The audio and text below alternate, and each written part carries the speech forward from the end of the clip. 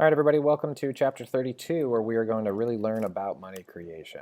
So the way we're going to do it is by really kind of talking about how the Fed does its fractional reserves. And we're going to do it by creating a bank. So the first thing is to understand what a balance sheet is. So it's typically set up as a T, and on one side you have assets, and the other side you have liabilities. Assets are things you own, and liabilities are things you owe. So that's the big deal.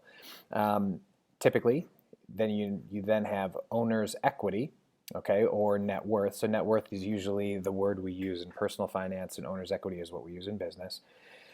But basically, the business owns things, and then it owes things. After you subtract what you owe from what you own, the leftovers is the value of the business. That's the equity that the owner has. Okay, so what we're going to do is create a bank. So the way we do that is a bunch of people will take some money and give it to the business in exchange for shares of stock. So this $250,000 becomes cash. So the owners of the bank just front some money, and then in return they are given shares of stock which represent the portion of the bank that they own. Okay, so if there's two owners and they each own half the shares, then that's $125K each. 50% of the business is owned by each person. Okay, so that can be set up in any number of different ways, but that's the basics of it.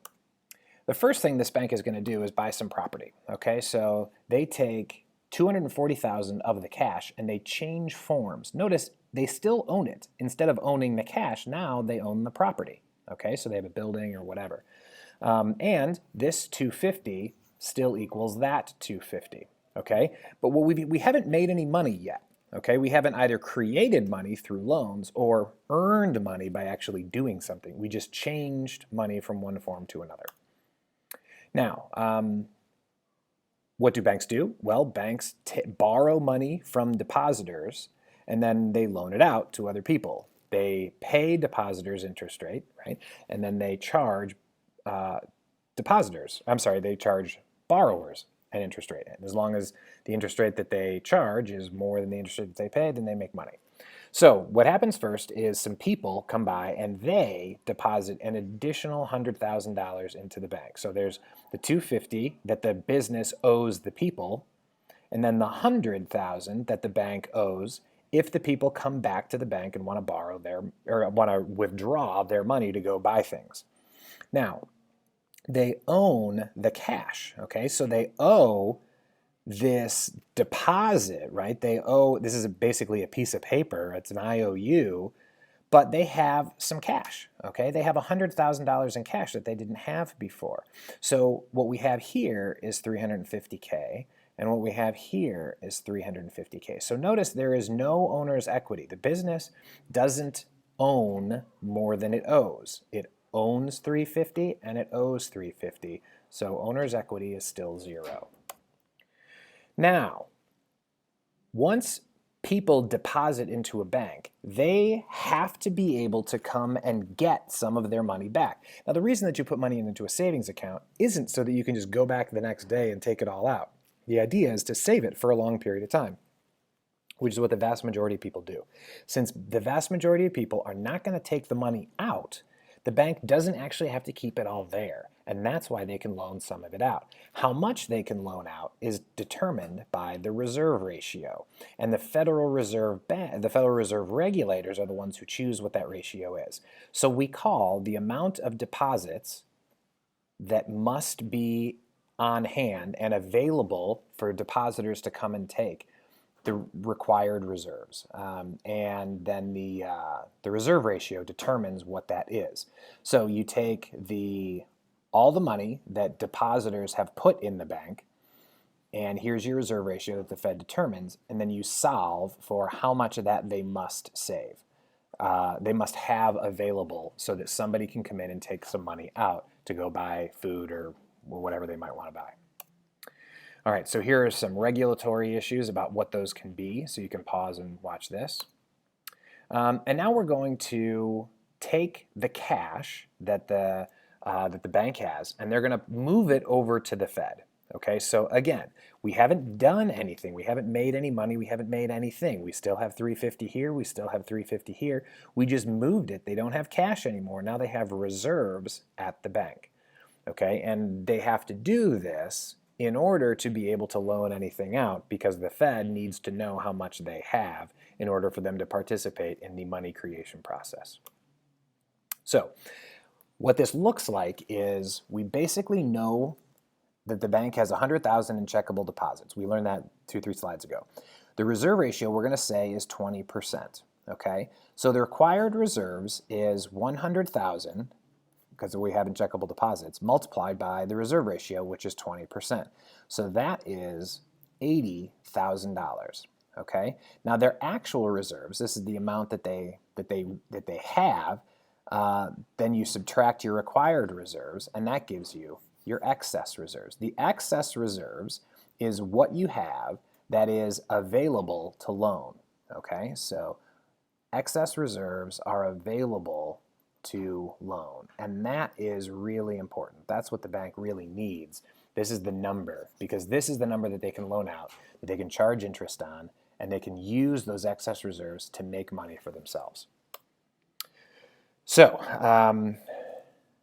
we're now going to see what happens when you write a check.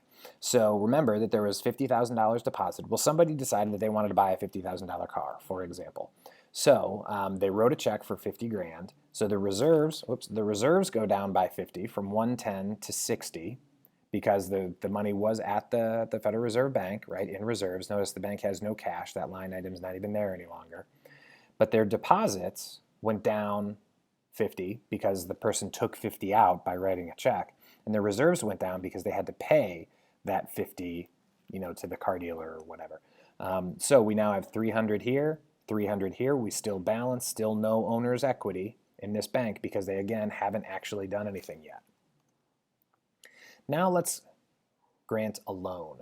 So in this situation, a loan, well, in all situations for the bank, the loan is an asset.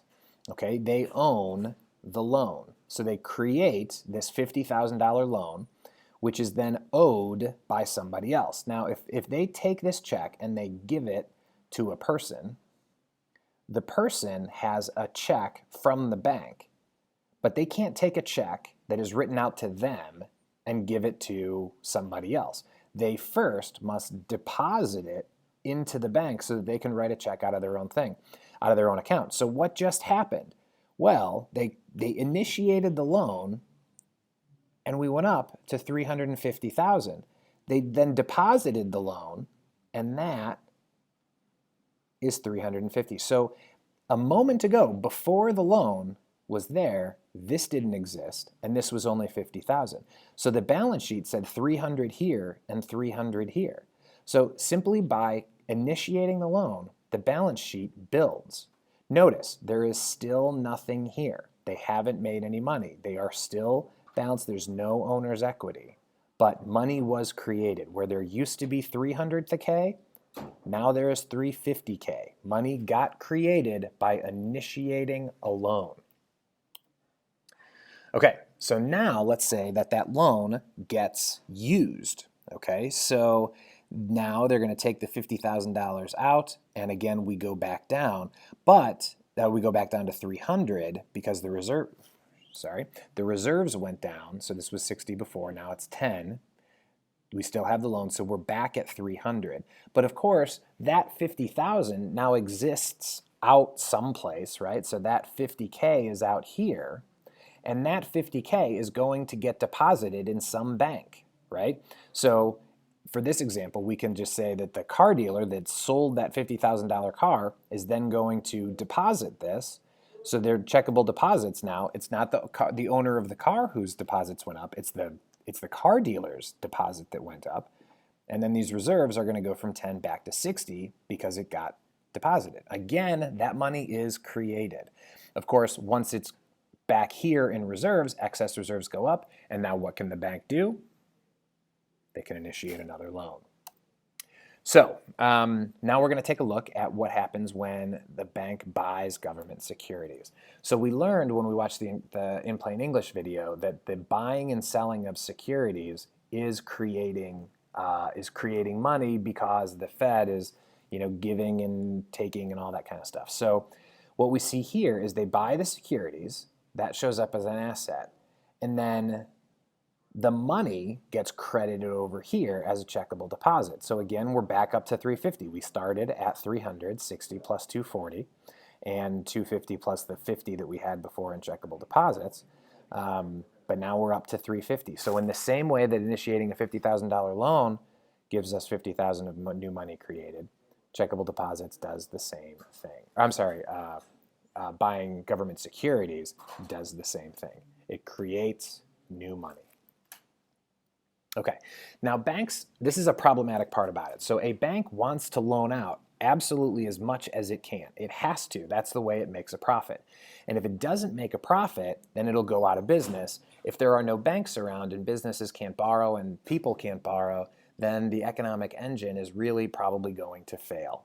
So they want to loan out as much as they can, but if they loan out too much, if they're too risky, then the bank will not be solvent. Either people will not be able to pay their loans back, which is what we saw in the mortgage crisis, or people will go to the bank and there won't be any money for them.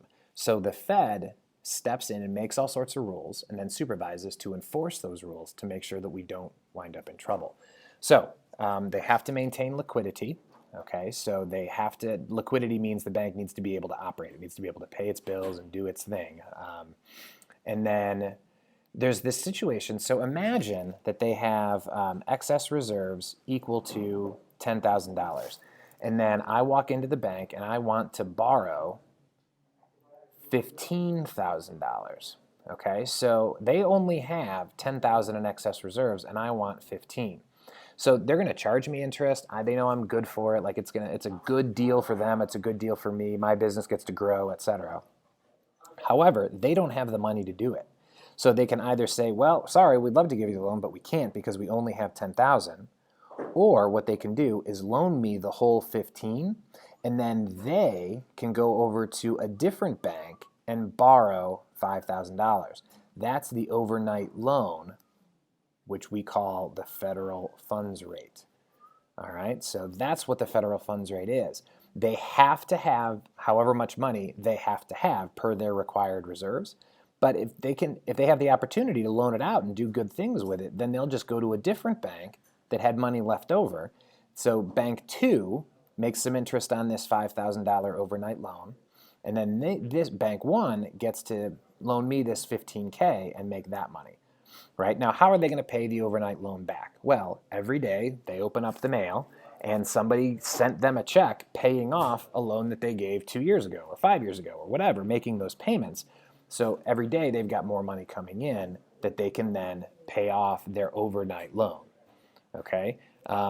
This interest rate is the lowest interest rate. This is always going to be higher. The federal funds rate is basically the minimum rate of anything. It's always the lowest. So they're always going to be incentivized to get right up to that edge of excess reserves of 0, but not negative. When they go negative, all they need to do is find a different bank and borrow the difference.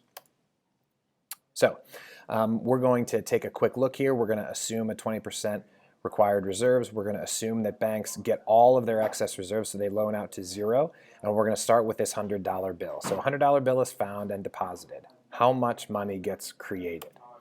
All right, so what we see is here is that $100 deposit, of which $20 has to be kept. So we've got $80 in excess reserves, which gets loaned out. Okay, so that $80 loan is new money that gets created. It then gets deposited in bank 2. 16 is kept out. 64 then gets created by loaning out the 64, right? So this gets smaller and smaller, asymptotically approaching 0, okay? Just like we saw before.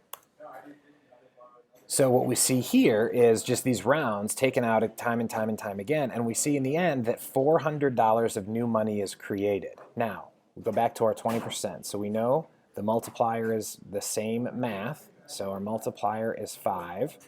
How much money gets created? Well, the way we know that is the first amount, this 100, allowed for 80 to be in excess reserves. So the loan number one was 80. Okay, so that is the first amount of money that was created. $100 wasn't created. $80 was created. 80 times 5 equals 400. And that's how we know that $100 with a 20% reserve ratio, or a 0.2 reserve ratio, will net us $400 if every penny gets loaned out. Okay, now notice that we have $500 in total deposits because total deposits would count the initial $100, but 400 is created. Only 400 is created, but 500 is deposited because that first $100 bill didn't get created. It was the loan that allowed the initial creation.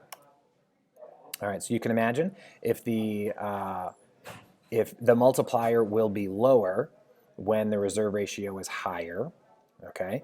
And then obviously we can destroy money by paying loans back. So since loans are always being made and loans are always being paid back, the size of the money supply is always going to be dependent on which is happening faster. Are more loans getting made or more loans getting paid back? So think of this as basically a pond, right? So this is all full of water. And on this side, there's a dam, and water is always falling over the dam. On this side is a spigot, or like a hose. So the question is water going in faster than it's coming out? If it's going in faster, then the water level will rise. If it's going out faster, then the water level will fall. So you can pause and read through these about the Great Depression, bank panics. We've talked about that before. And that does it for Chapter 32. Thanks, guys.